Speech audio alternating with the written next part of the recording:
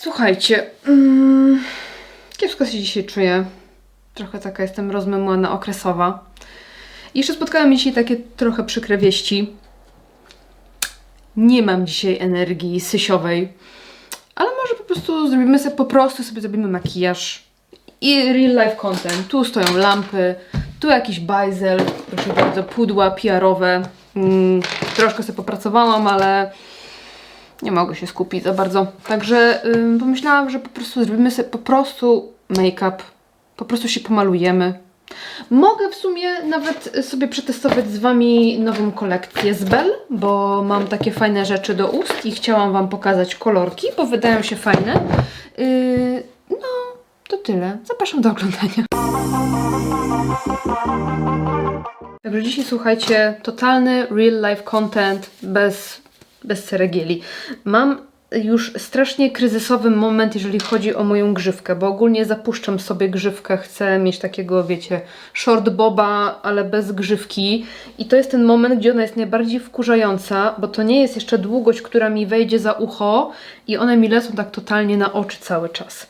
Jak się, wiecie, fajnie je świeżo ułoży i nie patrzy w dół, to jest spoko, ale jest teraz strasznie irytująca ta grzywka. No i co, no najlepiej sobie ją spinać, nie? Po prostu spinać i żyć dalej. Zacznę sobie od CC Red Correct z Erborian. Wydawało mi się, że już jest totalna końcówka tego, ale powiem Wam, że co wyciskam, to wyciskam cały czas całkiem sensowną ilość produktu. I naprawdę nie wiem, czy to tak szybko się skończy. W sensie nie żebym narzekała, no bo bardzo lubię ten kosmetyk. No ale jest Project Pan, chciałam, wiecie, mieć po prostu szybkie denko. Chyba nic z tego. Ono zostanie ze mną troszkę dłużej niż myślałam. Wydawało mi się, że użyję z 2 razy i będę musiała rozcinać opakowanie, a cały czas coś tam się wyciska. A to jest naprawdę bardzo wydajny produkt. Czy ta gąbka, którą wczoraj myłam, jest jeszcze wilgotna? Jak się szpryszka wodą, to będzie. Zacznę sobie od korektora może, a nie od podkładu. To jest totalny zakrywacz z Glam Shopu. I zobaczcie, ja tyle go sobie nakładam, nie? I dla mnie to i tak jest dużo. Może właśnie jak sobie rozklepię gąbką, to nie będzie go aż tak dużo. No, on mocno kryje, więc naprawdę jest mega, mega wydajny. Gąbeczka troszeczkę go zje, więc dla mnie będzie akurat. Tak mi odpowiada. Jakoś, czekajcie, coś tutaj... O, dobra, lepiej. No i jako podkład posłuży mi moja mieszanka. To nie jest Eveline, to jest mieszanka podkładu. Wzięłam sobie do wyzwania po prostu zużyć sobie troszkę moje podkłady kufrowe, które nie do końca schodzą aż tak bardzo. I to jest mieszanka podkładu Shiseido Synchro Skin. I trochę przyciemniony jest ten odcień podkładem z Klinika Even Better. Czy jak on się nazywa? Even Better Clinical. I trochę przyciemniacza. I chyba jeszcze jest troszkę za jasny. Bo zobaczcie, jak się go nałoży na twarz, to się wydaje nawet ciemniejszy, nie? Od mojej skóry, czy nie? Ale jak się go rozklepie, to wydaje się jaśniejszy. Nie wiem, na czym polega ten fenomen, mimo że był tyle razy przyciemniany już przeze mnie, żeby uzyskać jakiś sensowny odcień, to i tak mam wrażenie, że zobaczcie, nałożyłam go na całą twarz i teraz jest po prostu, tutaj jest bladość. Nie wiem, o co kamam, chyba muszę sobie jeszcze więcej zmieszać przyciemniacza albo innego ciemniejszego podkładu. No naprawdę szok. Na czym polega ten pigment? Że on po prostu robi się taki jasny, mimo że, no zobaczcie, no przecież to się wydaje ciemne. Może nie? No mi się wydaje ciemny. Użyję sobie najpierw konturowania na mokro i potem na sucho. Głównie używam sobie kosmetyków, wiecie, moich z Project Pan, z kosmetyczki miesiąca, żeby właśnie sobie poużywać. Czasami jest tak, że nie mam nawet za bardzo okazji, jak sobie danych produktów poużywać, bo na przykład nagrywam jakieś tam materiały i muszę użyć czegoś innego, więc jak jest tylko okazja, to bardzo chętnie sobie sięgam po te rzeczy. Tutaj używam sobie pędzelka takiego w zasadzie duo fiberka, takiego skunksa z Glam Shopu. Te pędzle już są niedostępne, ale lubię nimi nakładać sobie właśnie mokre konturowanie. No jak widzicie, nakładam go tak więcej, w sensie tak obszerniej, ten bronzer, no żeby tą bladość troszeczkę zlikwidować. Strasznie nie lubię, jak podkład jest za jasny. Nie lubię takiego efektu. Tutaj mi się wtedy, ja mam ochotę wtedy bronzerem po prostu wszystko, tutaj sobie wszystko wysmarować. Zdecydowanie bardziej lubię ratować za ciemny podkład, na przykład rozjaśniając sobie korektorem niektóre partie twarzy, niż mieć za jasny Dobrze powiedziałam? Czekajcie, bo mój mózg dzisiaj coś nie mózguje. Wolę za ciemny podkład rozjaśniać, tak, dobrze, niż jasny podkład przyciemniać na przykład bronzerem, bo wtedy kontrast między na przykład tymi jasnymi punktami a ciemnymi jest większy i jakoś tak to źle wygląda, nie? A jak się nałoży na ciemny podkład trochę korektora czy czegoś, to jakoś tak to wygląda lepiej. W moim odczuciu oczywiście, na mojej twarzy. Teraz jest całkiem spoko cheeto. Biorę sobie gąbeczkę jeszcze raz po podkładzie i wszystko rozklepuję i jednak ja kocham ten bronzer. Po prostu myślę, że jak go zużyję, to i tak kupię kolejne opakowanie. No nie wiem, tak mi się go dobrze używa. On tak pięknie po prostu się wkleja. No i możemy użyć sobie jakiegoś kremowego różu. Ale wiecie co? Nie mam za bardzo ochoty na te moje z Project Pan. Może sobie zrobimy dzisiaj Dzień Dziecka? Zróbmy sobie Dzień Dziecka. Użyjemy czego innego. Tu jest jeden z moich ulubionych róży. Belle Olive Soul. To była limitowana kolekcja, ale uwielbiam ten odcień i to jest mój dzisiejszy mood. Chociaż różem sobie mogę poprawić nastrój, nie? Fajny ten róż jest też. I nie trzeba się bawić, bo tamten muszę tak, wiecie, tam rozcierać i coś tam, bo już ta formuła jest nie taka jak trzeba, a ten jest taki po prostu... Co jest ta przyjemność używania. Okej. Trochę rozświetlacza mogę w sumie użyć sobie. Wezmę sobie ten Pixi Bronze On The Glow Bronze. Jakby co, to lista wszystkich użytych kosmetyków jest na dole w opisie zawsze, więc możecie sobie tam zerknąć. Ja się staram też podlinkowywać te produkty, jeżeli one są dostępne. Jakbym czegoś nie powiedziała, jakiegoś odcienia czy tam coś, no to staram się wypisywać zawsze dla Was. I ostatnio bardzo lubię nałożyć sobie tutaj ten rozświetlacz. Nie wiem dlaczego, tak mi to odpowiada. Rozklepuję sobie między właśnie tymi dwiema dłońmi i robię coś takiego. Nie wiem, chyba chodzi o dużą powierzchnię, która fajnie ten rozświetlacz tutaj rozkłada. Ładna ta skórka dziś. Skórka, ładnie. No dobra. Troszkę mogę sobie jeszcze na nosek dołożyć. I nad ustami. Dobra. No i myślę, że mogę się przypudrować i użyję sobie tutaj Sensu Mare mojego matującego, aczkolwiek on jest taki, wiecie, to jest taki lekki puder. Może użyję sobie na początek pędzelka. Nie używam za często pędzelków, bo dla mnie jest za dużo trochę bałaganu, bo to wszystko lata w powietrzu. Ale lubię jednak jak boki twarzy i czoło nie są takie super, wiecie, matowe i ciężkie. I wydaje mi się, że pędzelek jednak daje troszeczkę lżejszy efekt na skórze niż puszek. Puszkiem lubię sobie tutaj w centralnej części twarzy nałożyć to i owo. I właśnie wezmę sobie puszek, może tutaj serduszko takie z jakiejś tam jednej z kolekcji z Glam Shopu, chyba Rococo to była kolekcja.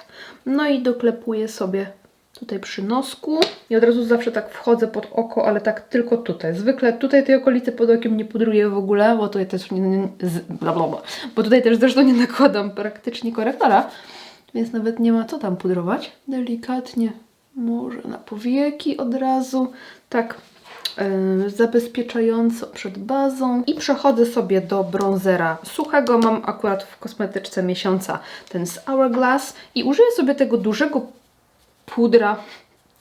pędzla po pudrze, tak żeby właśnie rozdymić, rozmieść porządnie bronzer, żeby to nie było konturowanie, tylko właśnie takie ala opalanie bronzerem.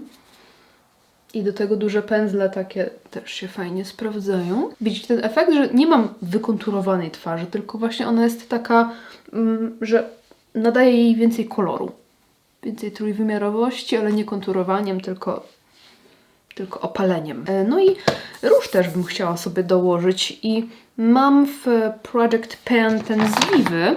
O ten, ale czy ja chcę go? Ja go dzisiaj nie chcę. Dzisiaj, jeżeli chodzi o róże, to mam Dzień Dziecka. I ja dzisiaj bym chciała użyć sobie tego z RMS. To jest jeden z moich ulubionych róży, ale naprawdę dawno go nie używałam, bo jednak wiecie, no projekt i tak dalej, więc fajnie by było sobie po niego sięgnąć. Dawno go nie miałam, ale jeszcze ma taki piękny sheen delikatny. taką lekką świetlistość.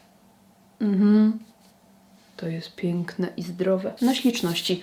Dobra, to mam to i teraz chciałabym przejść do brwi. Tych brwi standardówka, czyli mój zestaw brwiowy Next Left Snatch, czyli pisak i żel do brwi Brow Power Shot z Claresy. Więc zacznę sobie od pisaka. Mam tu trochę bałagan i trochę nie mam jak tutaj przesunąć sobie lusterka. Czekajcie, za małe biurko po prostu, za mały dom, za małe studio, w ogóle wszystko za małe. Więcej, jak to po prostu ludzie trzeciego świata, pierwszego świata. Wiecznie mało. Jednak ja kocham ten pisak. On po prostu jest genialny. To jest niesamowite, że on jeszcze tak dobrze pisze, że jeszcze jest cały czas w nim pigment i tak dalej.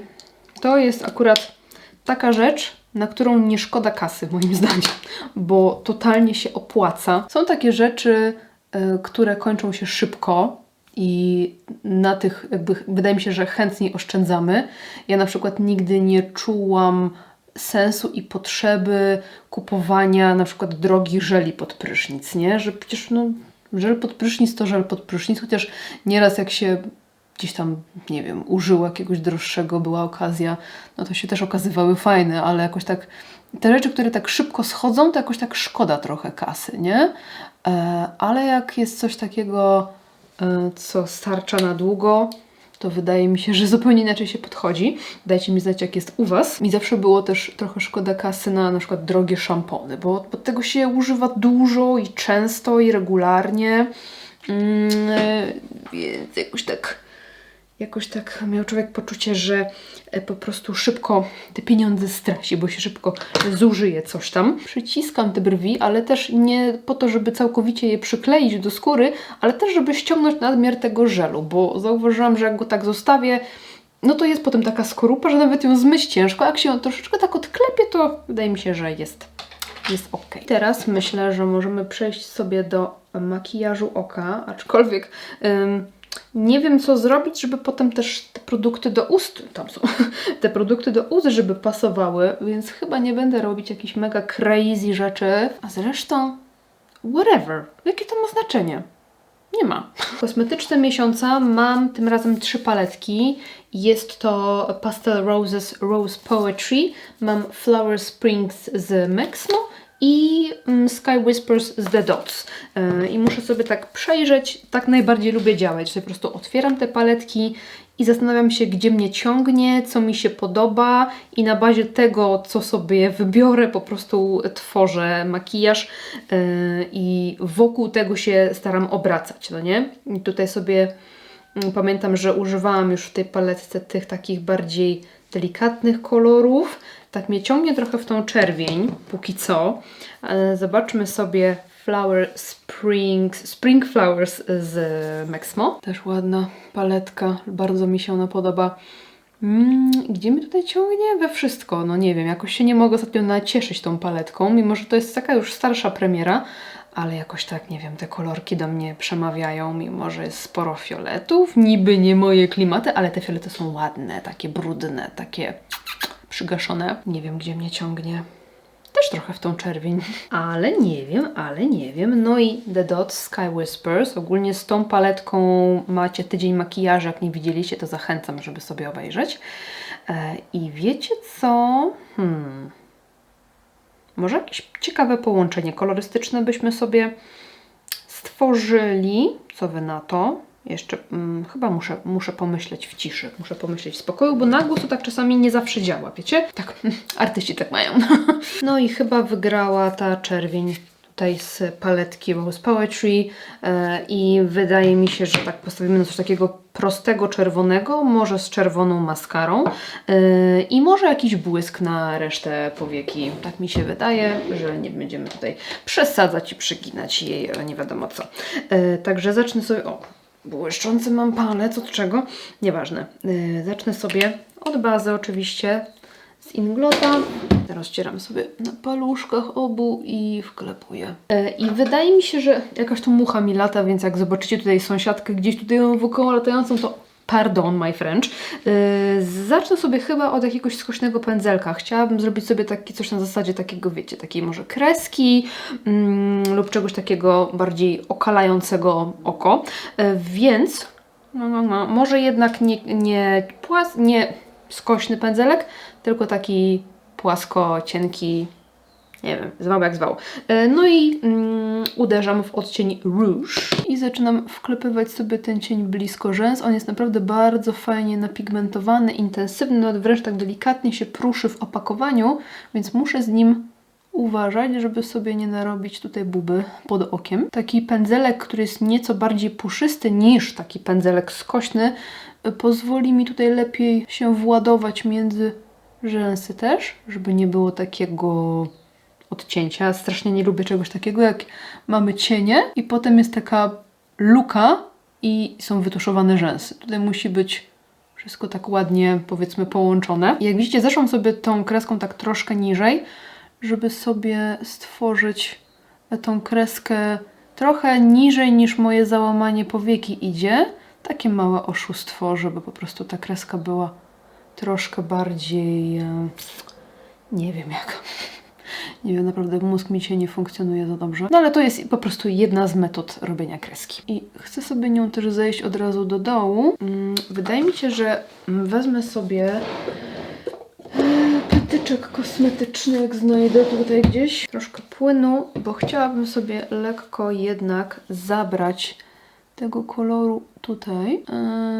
Ciężko to wytłumaczyć, ale przy moim kształcie oka, jak za daleko pojadę tutaj, to widzicie, że to oko zaczyna się zaokrąglać, a jak ja chcę sobie zrobić wydłużony efekt, to jakby ta górna kreska na górnej powiece powinna się skończyć w innym miejscu, żeby oko miało wrażenie wyciągniętego. Właśnie przy takich lookach więcej warto spędzić czasu na obserwacji, w którym miejscu jeszcze coś dodać, żeby stworzyć to, co chcemy, żeby to optycznie nie wiem, na przykład wydłużyć, spłaszczyć, zwęzić, w którym miejscu należy to nałożyć dany produkt, żeby to działało, nie? To nigdy nie jest kwestia randomowa, przypadku albo robienia rzeczy z automatu. W ogóle I jak widzicie, kącik sobie zaznaczam teraz tym skośnym pędzelkiem. Troszkę sobie dobudowuję gdzieniegdzie tego czerwonego koloru, ale przy okazji też wyostrzam sobie tą krechę. No i fajnie to wygląda, tylko teraz jest problem taki, że muszę to zrobić na drugim oku również. I to już nie jest takie śmieszne. Tutaj sobie dołożę trochę tego pudru, bo zmywając płynem micelarnym sprawiłam, że ta powieka jest trochę bardziej taka tępa i lepka. Myślę, że dołożę sobie też troszkę bazy. Chyba najbardziej widzę opcję z różem. Tak mnie najbardziej ciągnie w róż. Niebieski też byłby spoko, ale chyba jakiś bardziej toperkowy. To nie do końca mi się podoba. Chyba najbardziej mnie ciągnie tutaj taki różyk, albo taki różyk. Może jeszcze w ogóle coś innego? Może też dzień dziecko do oczu sobie zrobimy? Nie, chyba sobie jednak wrócę do tego Cherry Blossom z paletki Maxmo. Tak na paluszek najpierw sobie wklepię, żeby nie osypało mi się zbyt dużo drobinek. W ogóle kocham połączenie różu i czerwieni. To jest po prostu the best. Ten mi się akurat podoba błysk, bo on jest taki różowo-różowy, nie? Że nie ma jakiegoś shiftu, a nie miałam ochoty dodawać tutaj jakiegoś niebieskiego, zielonego, a często błyski, nawet jak się w palecie wydaje jakiś, wiecie, różowy, to on się naprawdę błyszczy na jakąś miętę albo coś w tym stylu, a ten jest taki właśnie różowo-różowy. I to mi się tutaj podobuje. Zobaczcie, tutaj łapię też ten łuk, żeby ładnie się odbijało światło, jak będę ruszała głową. Bo przecież jak z kimś rozmawiam, to po prostu tak rozmawiam, nie? Wiadomo. Pod łuk brwiowy, tutaj cała ta okolica ma być pink and pink and pink. I troszeczkę tego Lumière, od tego też sobie dołożę z Pastel Roses. Ten jest troszkę ciemniejszy, więc wróć. Tutaj Maxmo, a Pastel Roses tutaj. Ale ładna powieka. I jeszcze mam tutaj taki pyłek z Malu MAC w odcieniu Vibe. I on jest taki piękny, różowiutki właśnie. I tutaj użyję sobie pędzelka płaskiego i zmoczę go mgiełką. I nałożę sobie jeszcze troszkę właśnie tego pigmentu. What? Co tu się stało?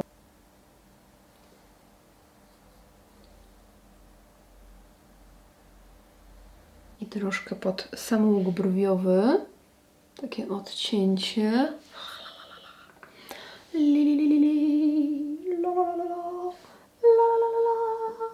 Piękny jest różyk, ale też delikatnie błyszczy się na brzoskwinkę.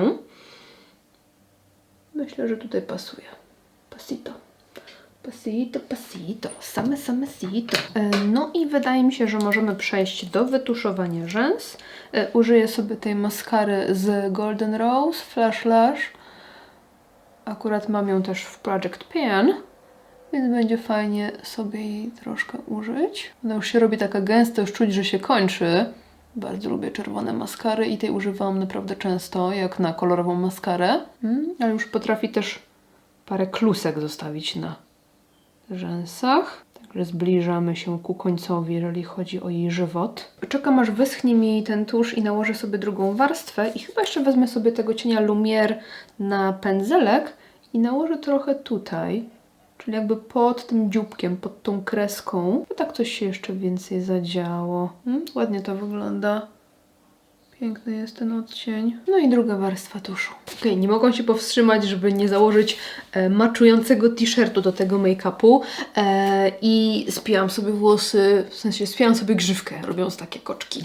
Wykończę sobie jeszcze twarz mgiełką. O, i póki troszkę wilgotne są te włosy, to przy okazji sobie doklepię troszkę włosów. Mam świeżo myte, jak są świeżo myte, to bardzo ciężko jest zrobić jakieś sensowne upięcie, żeby nic nie wystawało z tych włosów. Anyway, możemy sobie przejść, słuchajcie, do tej kolekcji z Belle. I mamy tutaj pomadki winylowe, czyli takie, wiecie, bardzo trwałe, ale z błyszczącym wykończeniem w 4 różnych odcieniach. I do tego mamy też konturówki takie tintujące, czyli konturówki, które mają nam troszeczkę imitować to, co się dzieje w nyksie. I one mają podobne końcówki. Zaraz Wam pokażę. Takie coś, czyli taki pisaczek z dupką na końcu, okrąglutką.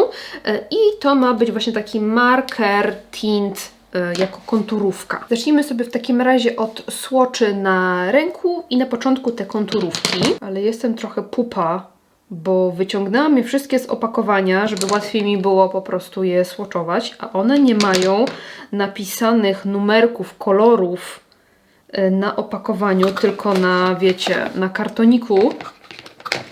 I boję się, że teraz nam się to wszystko pokićka. Wydaje mi się, że mam odpowiednią kolejność, więc zaczynam sobie od Pinky Promise. I tutaj on prezentuje się w ten sposób. Taki dosyć jaśniutki, wręcz łososiowy odcień.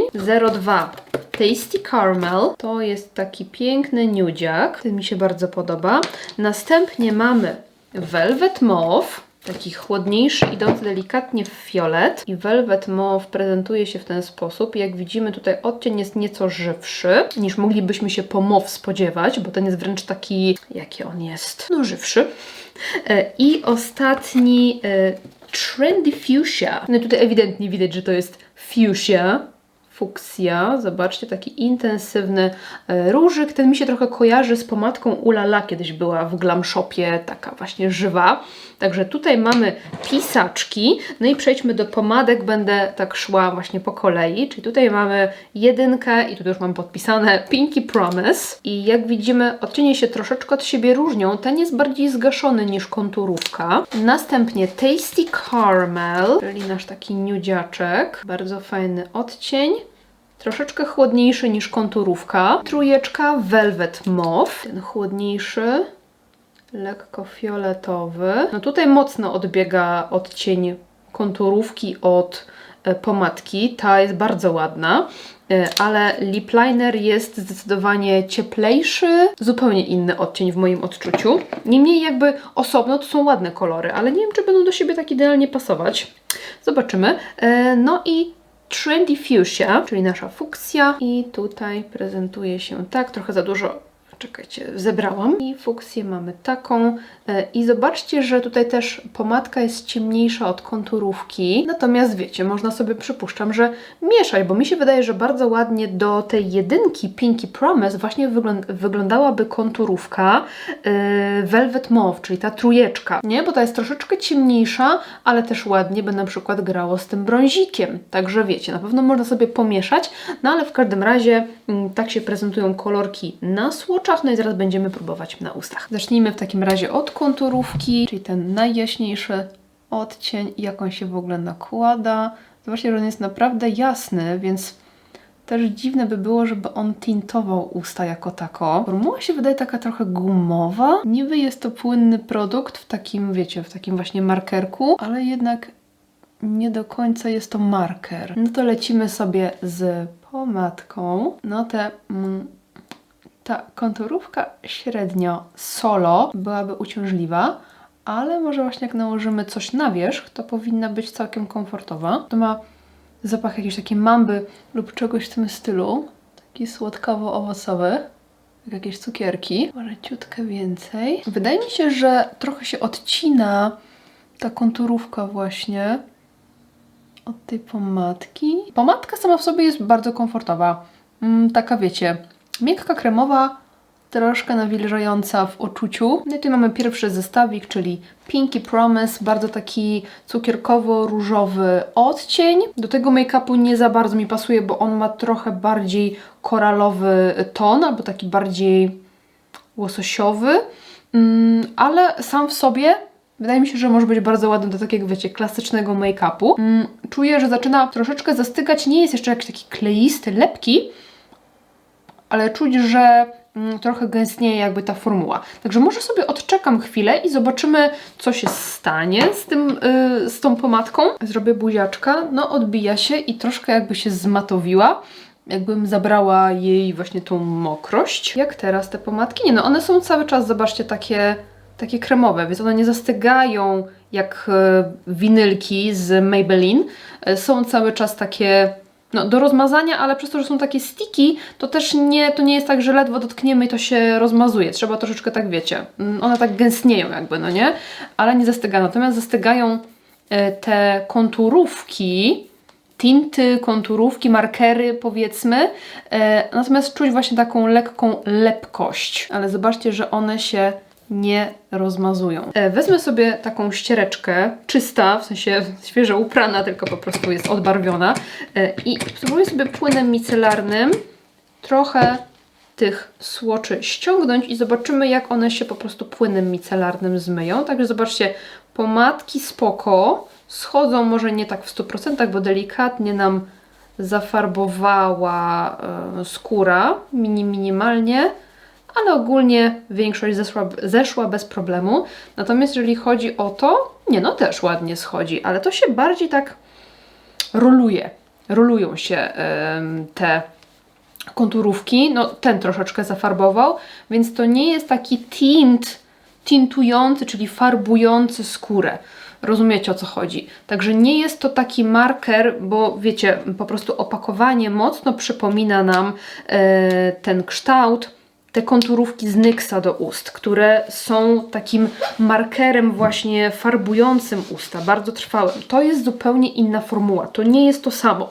To jest coś, co zostawia nam taki jakby gumowy, delikatnie efekt. Jest bardziej jakby elastyczny, ale to się nie wżera w usta, to nie jest jak farbka, to nie jest jak marker. Słuchajcie, zmyję sobie ten kolor i przejdziemy sobie do następnego. Zobaczcie, schodzi raczej bez problemu. No, a właśnie widzę, że tak się roluje trochę ta konturówka śmiesznie. Takie, o widzicie?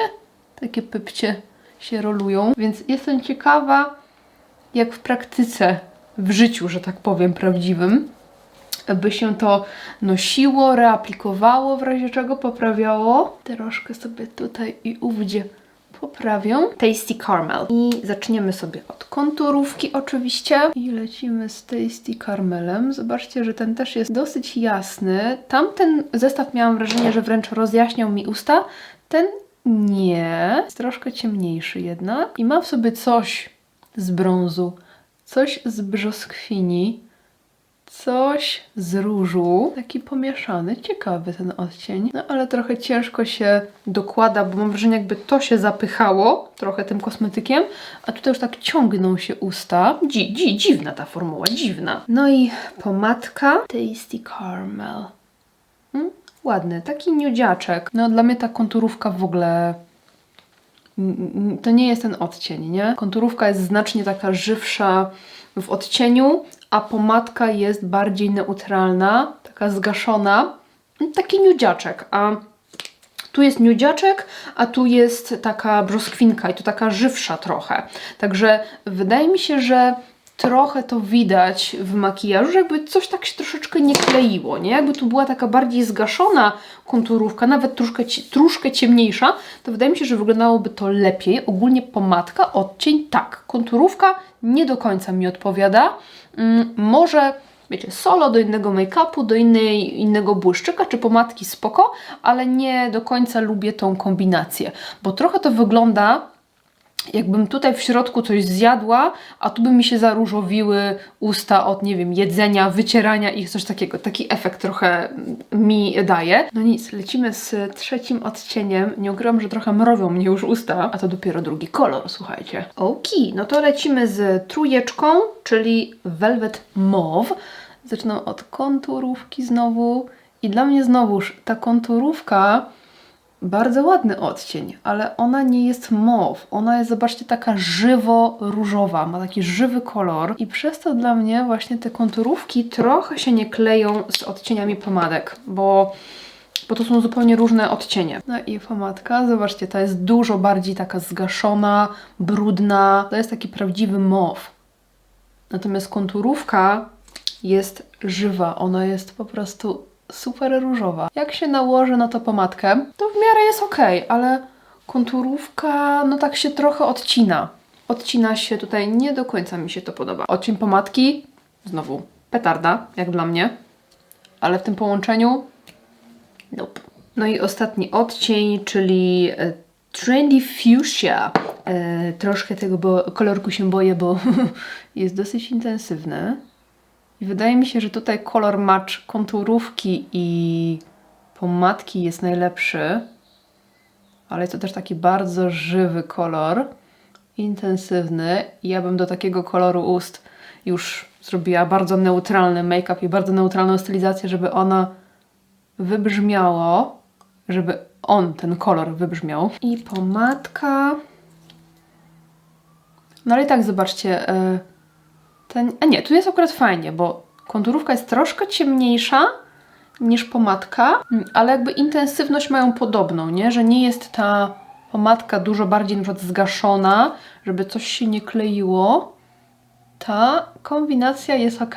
No ale do tego make-upu jest już lambadziara, nie? Totalnie. No, wiecie, taki odważny kolor. Natomiast uważam, że właśnie to połączenie jakby najlepiej się klei. One są najbardziej podobne do siebie. Pomadka jest ciutkę jaśniejsza od konturówki, więc wygląda to tak, wiecie, sensownie jak dla mnie. Zobaczcie, jak zmyłam sobie ten kolor, to faktycznie ta konturówka delikatnie zafarbowała mi usta i mam taki właśnie bardziej różowy kontur. Niemniej chciałabym jeszcze Wam pokazać właśnie to, o czym mówiłam, jeżeli chodzi o połączenie kolorów. Użyję sobie jakiejś takiej zwykłej, mojej ulubionej konturówki i zrobimy sobie takie kolor combo, który ja bym na przykład widziała bardziej. I tutaj sobie akurat sięgnęłam po konturówkę taką chłodniejszo-brązową. I na to nałożę sobie tą w odcieniu Tasty Caramel 02. O! No. I teraz jest ładnie, bo jest fajny balans. Kontur jest bardziej zgaszony, więc ma to sens, bo konturówka też ma trochę konturować. I zobaczcie, teraz ten Tasty Caramel wydaje się troszeczkę bardziej brzoskwiniowy. No i tak, kontur jest ciutkę ciemniejszy, bardziej zgaszony i wtedy ta pomadka pięknie tutaj się prezentuje. Więc w moim odczuciu teraz jest ładnie. Więc podsumowując tą kolekcję, jakby wydaje mi się, że to, co obiecuje producent, raczej raczej się zgadza, bo te Beauty Tint Marker Lip Linery mają być trwałe, transfer proof, mają mieć intensywny kolor i ma mieć komfort noszenia, więc tutaj się zgadzam. Wydaje mi się, że one będą faktycznie transfer proof, no bo one się nie rozleją nam na usta, no bo tworzą właśnie taką skorupeczkę jakby, one są takie gumowe, więc na pewno nie będą się rozmazywały. Jeżeli chodzi o komfort, dla mnie są trochę sticky, takie lepkie, więc nie wiem jak ten komfort, ale na pewno nie są takie, że będą wysuszać, no nie? Więc pod tym kątem komfort, tak, będą trwałe, będą transfer proof jak najbardziej. Jeżeli chodzi o pomadki, mamy wysoki połysk, mamy trwałość, mamy intensywny kolor, winylowe wykończenie, tutaj się wszystko zgadza. Natomiast to, co może nas zwieść w tych produktach, to nasze oczekiwania względem ich, a niekoniecznie to, co obiecuje producent. Bo my patrzymy na tą pomadkę, czytamy Vinyl Lips, myślimy sobie, aha, czyli to będą zamienniki winylków z Maybelline, które są, wiemy, że naprawdę bardzo trwałe i ten kolor, wiecie, nie schodzi, jak dotykamy, a tutaj schodzi, to nie są takie formuły, które trzeba wstrząsnąć, żeby tam te formuły się pomieszały i tak dalej.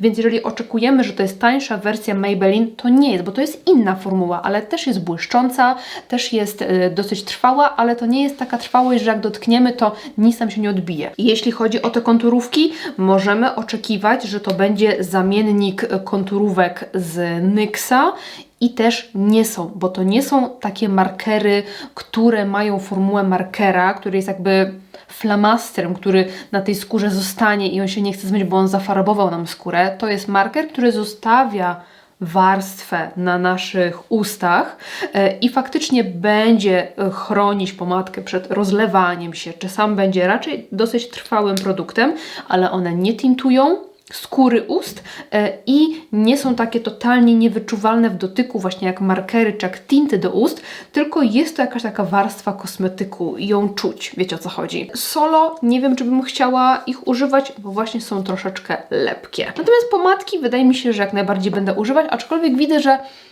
jak zrobię tak, to ten błysk trochę się wytraca, że one robią się takie bardziej satynowe i wydaje mi się, że jak trochę bym coś tutaj pojadła, powiedzmy, tak, to zobaczcie, one się robią takie, no nie błyszczą się, nie? Jakby się troszeczkę tej pomadki zjada i ten błysk robi się delikatny i też ta pomadka nie ma takiej intensywności i koloru i blasku, więc muszę być z Wami szczera, nie jestem do końca przekonana do tej kolekcji. Także napiszcie mi, co wy myślicie o tej kolekcji, jak się podobał Wam dzisiejszy materiał. Chyba się w końcu troszeczkę ożywiłam jednak, więc lepiej się czuję i dziękuję Wam, że mogłam to dla Was po prostu nagrać i się lepiej poczuć dzięki temu.